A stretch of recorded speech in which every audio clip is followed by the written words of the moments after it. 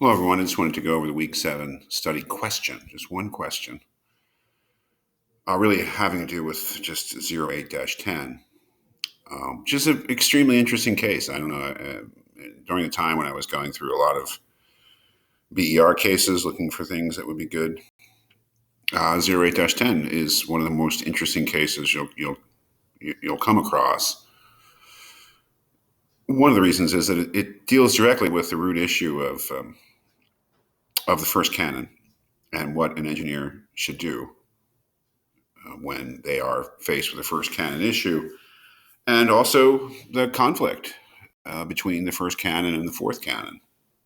And getting some perspective on that from the BER, whether we agree with it or not, is a good thing. So the question is, on what basis does the BER conclude that the engineer in 08-10 acted unethically, and do you agree with that? Well, we have to go back to the actual case and see what their reasoning is, because there's always reasoning. That's what's great about a BER case. They don't just make claims. They make claims and they give reasons for them, and we are free to disagree with them or agree with them. I mean, I don't know. If we look at 08-10, we know the facts, more or less.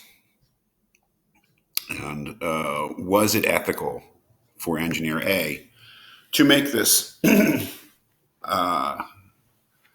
what they characterize as a threat to go to a federal regulatory agency?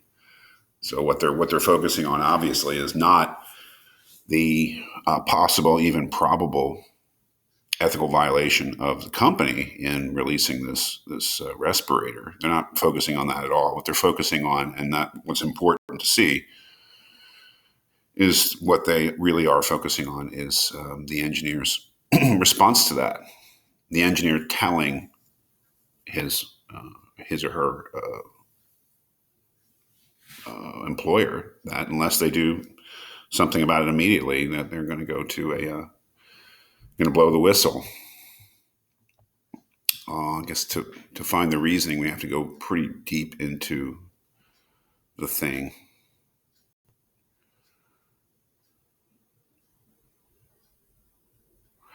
Yeah, I mean, we get it here. In contrast, and they were looking at another case. Engineer A is faced with a situation where, in his personal opinion, a serious risk may exist, and the failure to adequately address the risk could result in tragic consequences. And I don't think anybody could question the legitimacy of Engineer A's concern.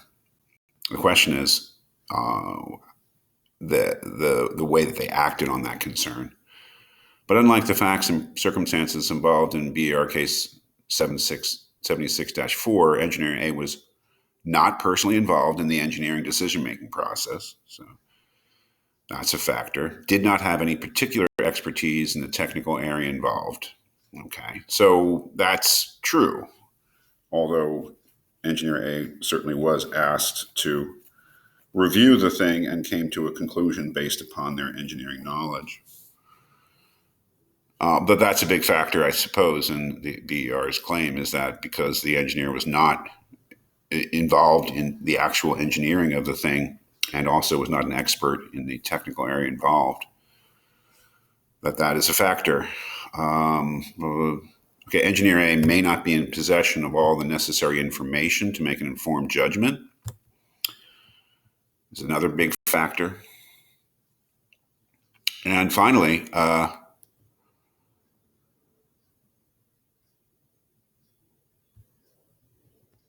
what should the engineer have done instead? Well, Engineer A, before threatening to report the matter, I think, as I've said in the video, characterizing as a threat is really not fair, but to governmental engineer may have, those concerns should be balanced with other legitimate factors, including the objective consideration of the concerns, the level of potential, and a review of appropriate next steps to address the issue.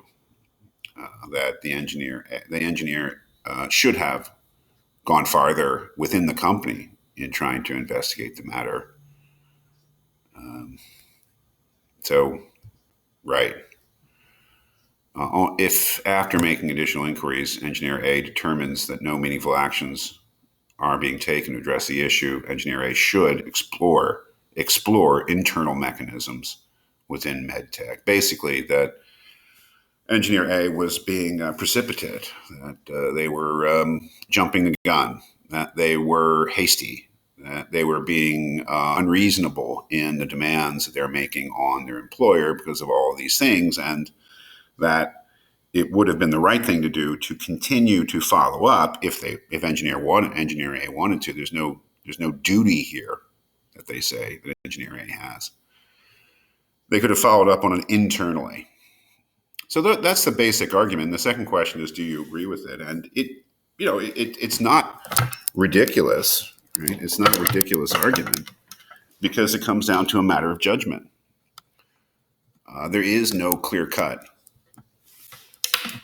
obviously right thing that engineer A should have done in the circumstances. The question is what engineer A actually did, is what they actually did clearly unethical?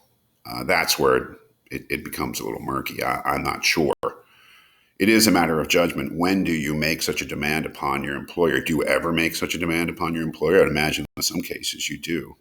And I think the reasoning here is that, yes, in some cases that sort of demand would be reasonable, but not in this case. And I think that goes down to really the threat involved by the respirator and the seriousness, the imminence of the threat. That is, so it's a questionable decision. There's no question about it. It's questionable. I think it's defensible, but it's also open to all sorts of criticism.